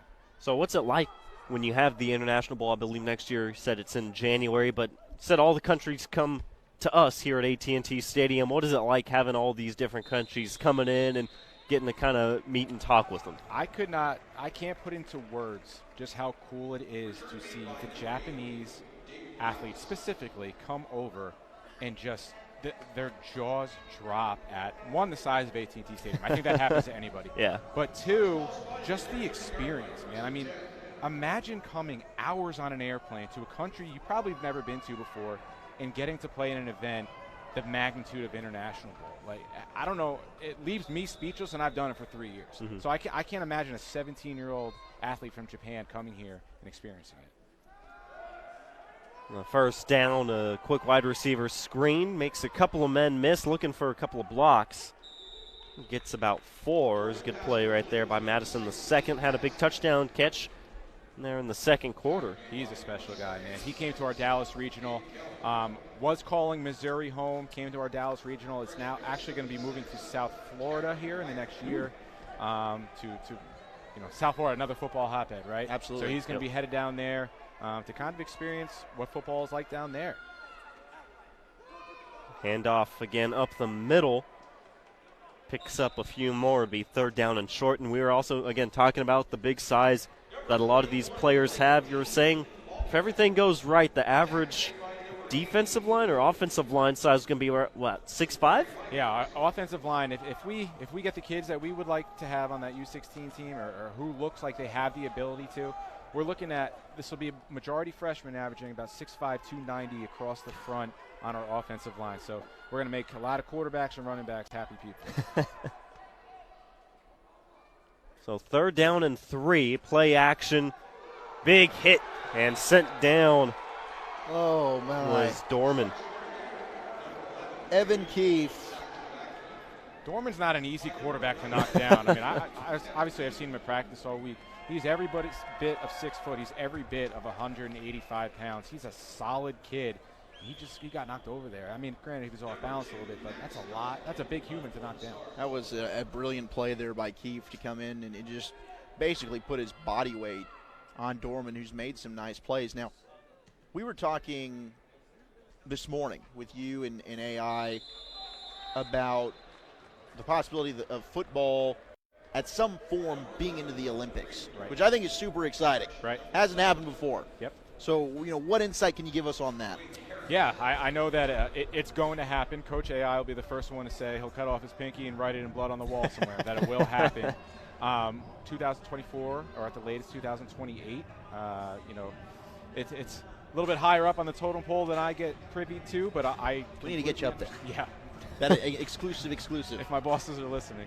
No, but for real, they've had discussions with LA because that's where it's going to be in the future, and they're taking the steps, and some kind of football will be there. And that's great because that proves internationally how this game, American football, is growing. Yes. And so who's the biggest competition so far when you have these international bowls? Who's the biggest threat to the USA year in and year out? A good run there on the outside, picks up about 7. No, it's interesting. We were talking before I hopped on here. Both Mexico and Canada are great football countries. Canada obviously has all the provinces. It's very big. Those guys have been playing football for a while.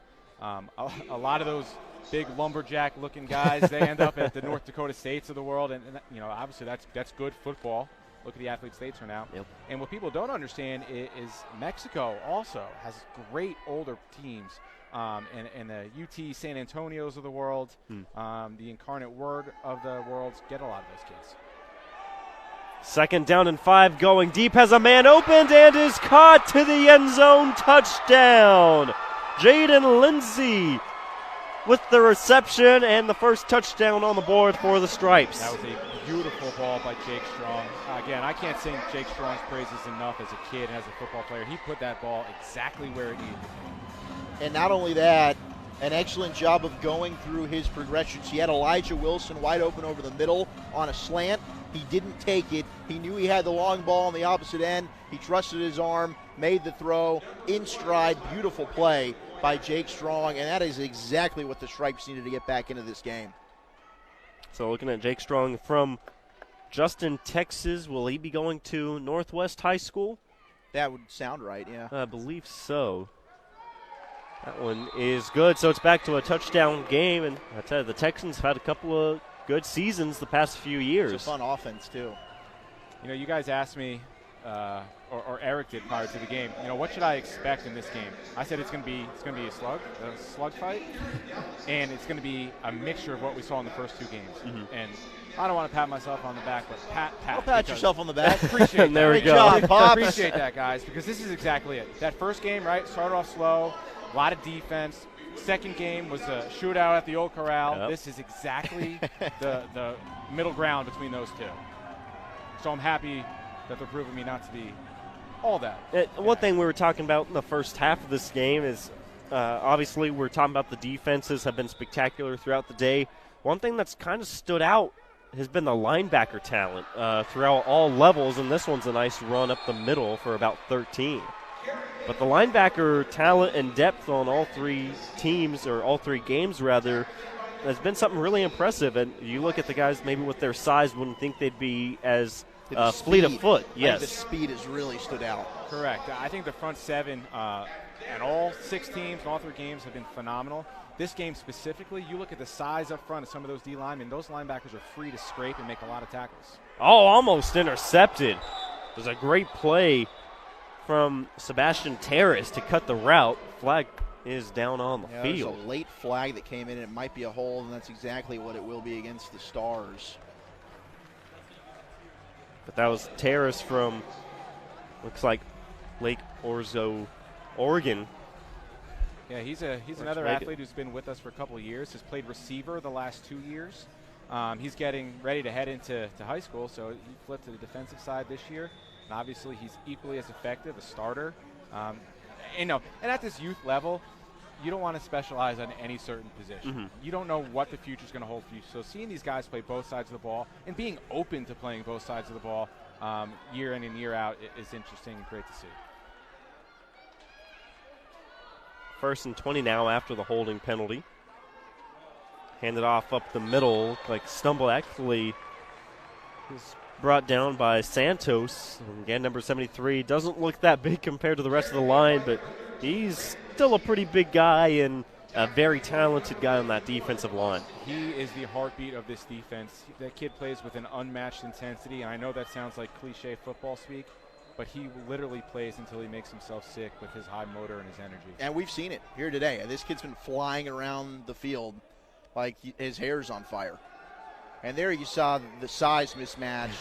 He got kind of eaten up. He tried to go low, and I love that. He gets right up, and he had a great battle there with the offensive tackle, and he just gives him a pat and goes back about his business. Yeah, big Phil Gallegos, all of 6'5" or 6'6", going against Santos. I mean, it's a task right there. It's hard to move a mountain. That's one thing, again, that's been really a joy to see throughout these 6 games. Like you said, it kind of got eaten up there and didn't look the best, but just gets right back up. There's been mistakes from everyone on all 6 teams, but no one has really let it get to them. We don't see anyone kind of pouting or anything. We've seen some great leadership, and after every bad play, the player just gets right back up and is ready to go for the next one. Something you don't see really a whole lot of players at this age. Right, and I think also the leadership from the quarterback, specifically on the Stripe squad. has really stood out after some errors, some poor snaps. They just go over and a lot of teammate support. And it's funny because, you hear about some of the chippiness that might have gone on with the scrimmages, but, so far through all three of these games, I think the sportsmanship has really been on hand between all these teams. Once again, that comes from the top down. We bring in Coach AI does not allow, as he calls them, slaps in the program. So we get top-notch coaching. Those guys tell the players this is how it's going to be, and the players respond to it. So that is a direct reflection of the leadership that we have. Fourth down, here comes another punt. Beautiful. And we've seen some really good special teams throughout the afternoon.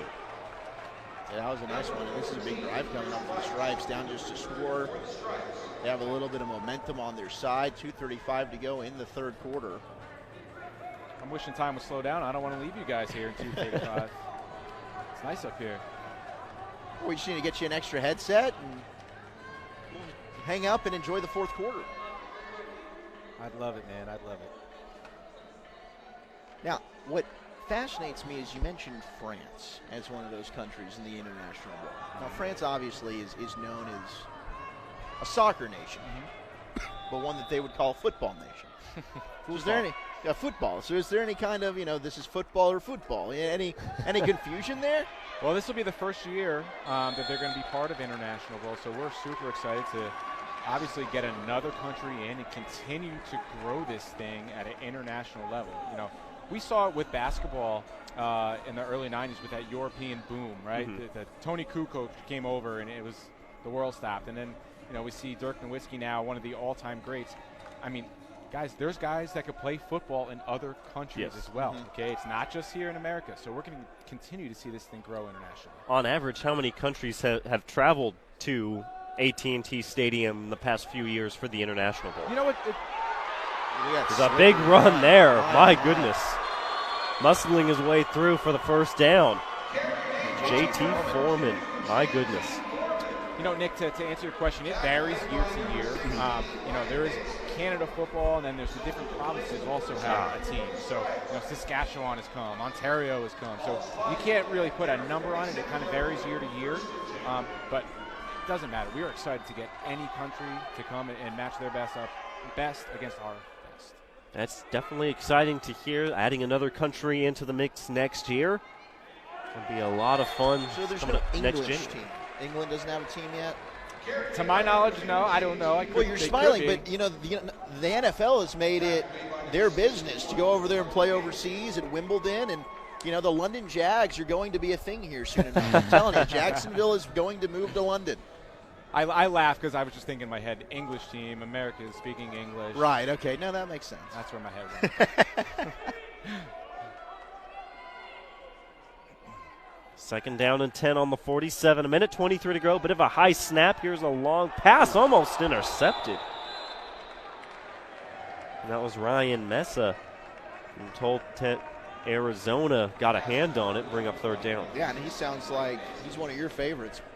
He's an absolutely special kid. He's got an older brother who's playing running back at BYU. And Meza was the only middle school kid to win the gold ball MVP at one of our regionals this year. That is traditionally, an upperclassman in high school, but as an 8th grader at our Phoenix regional, our first one of the year, he came back with a gold ball MVP. Another high snap on third down and 10. It's a quick pass. That time completed it on the right side. Yeah, that was a good job by Gilkey because it was indeed a high snap. He goes up there and gets it, able to set his feet and then rip that ball over there to that far side. So a third down and 10, and you're fringing probably in 4-down territory. Well, it is 4th down and 10 now, and they're going to go ahead and punt this away. Still plenty of time, just a one-possession game, and the Stripes defense has been really, really good outside of that one massive run. And then James Madison's touchdown. Yeah, they've only given up really a couple of big plays, and that's what's been the touchdowns. But for the most part, both defenses have been very strong. So I love to see one possession game with a minute left in the third quarter. That means the teams are balanced and equal. That means all the kids are playing their hearts out. It's good to see. No quit on either side, and we're in here for the long haul, guys. So then when you invite these players to this bowl, how do you divide up who's on which team? Is that just kind of a random draw, or is there any kind of equation that goes Draw into names it? out of a hat? Or how's this go? No, like anything in football, there's a purpose and a reason for everything. So, when the kids go to these regionals, the 18 regionals around the country, they get 3 grades. They get their small group coach gives them a grade, their position coach, their head coach gives them a grade, and the scout that we hire gives them a grade as well. So they get 3 grades. Also, position tangible notes that we then take a look at and evaluate. If there's questions, we go find their huddle. So we gather all that information. We wrap our arms around all that stuff and then send out invitations as they're warranted. And we really do our due diligence in getting the best kids here and making these teams as equal and safe and fun as possible.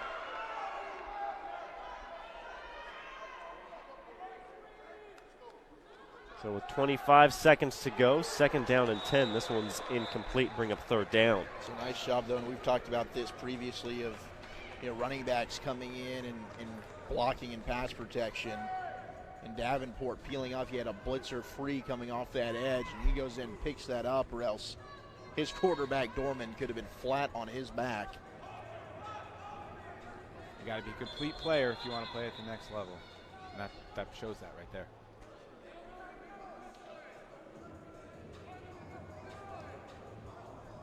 So 3rd and 10 on the 25. Stars up by 7.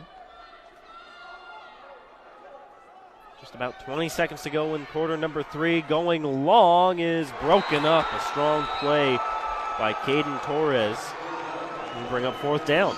That was a great football play Really all was. around. Really was. Dorman won the quarterback MVP at our Denver camp. So we know he can play. There's so much talent in this game. It's really hard to even wrap your mind around. And we were talking about, we saw a big difference between the 9 a.m. and the noon game. And again, we expected a big difference in the quality of play and just kind of the skill and talent. And we've seen that again today. A lot of, like you said, very quality football plays. This one's down at the 45-yard line. So good field position for the Stripes with 11 seconds to go. So solid field position starting from their own 45 for the Stripes. Now in terms of, playing time and rotating kids in and out, do you leave that as well to coach's discretion? Or is that something you try and personally, you guys go in there and try and even out to make sure everybody's getting reps? Well, listen, every kid who's here is here for a reason, right? So we want them all to touch that field. We have guys counting reps. We have guys counting touches. The coaches are very, very aware of rotation. And in a game like this, when everyone's exhausting themselves, those rotations are just going to come natural because you can't just keep the same 11 out there. Trying for a long pass will sail over everyone's head, bring up 2nd down. Jake Strong showing off the cannon. Yeah, we want everybody here to enjoy the experience, get something out of it, and also have a little fun playing the game itself as well. A player we really haven't seen a lot of, but one that you highlighted coming in was Chris Rice, the receiver from Colorado Springs. Yeah, he's a kid who's been with us 2-3 years as well. 6'2", big target, can stretch the field. I wouldn't count him out just yet in terms of making a big play at some point. Still a lot of time left. Probably the last play of the quarter, a huge hit. Trying to go with a little bit of trickery as Rivera is sent to the turf. That was an absolute blown-out play. Rome Maggio, or Maggio? We don't know. I'm going to go with Maggio. Maggio sounds better, huh? Italian, maybe? Big Polynesian. There you go. I love him from the Pacific Northwest. Maggio, that was an absolutely beautiful play. Just read that right up the field and blew that up in the backfield. And that ends the 3rd quarter play. We got 12 minutes left, a 1-score game. Thank you again so much to Al Pops joining us. Some great insight for this final game. And on the other side of the break, Eric Chiafalo will join us right back as we get ready to count down the final 12 minutes of today's action on what's been a very exciting 5 days of action here at Frisco. Stay with us here at Game On Sports.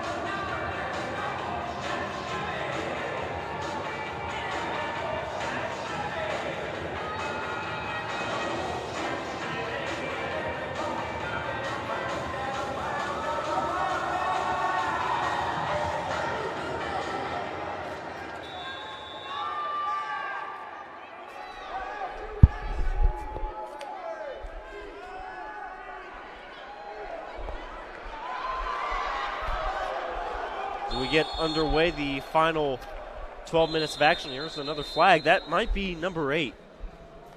No, I strongly disagree. Did I miss anything, by the way, when I was gone? You missed 2 more flags. You missed a beautiful pass from Jake Strong for a touchdown. Really? And Jake a couple Strong, of flags. future Northwest Texan. My alma mater. Yeah, you should be excited. I am. No, I am. Now, I'm not excited about the fact that the defenses he goes up against are like Fort Worth Polytechnic. When I played, I was going up against the Trinity Trojans and the Eagles of Allen. On. I mean, all look. right? The Dragons of Southlake. Okay, and he's going to play Polytechnic. In my day, we had to walk uphill both ways. Yeah, back in my day, we didn't even get water at practice. With no shoes. By the way, that was the 8th penalty, so.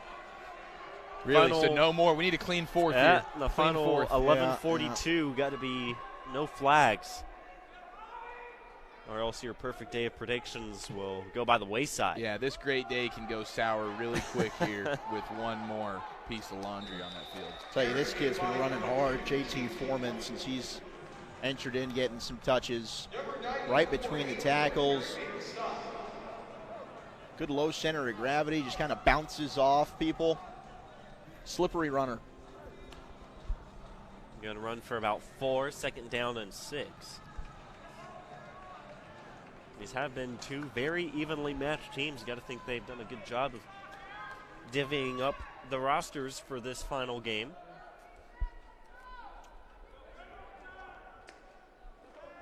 2nd and 6, Strong on the rollout.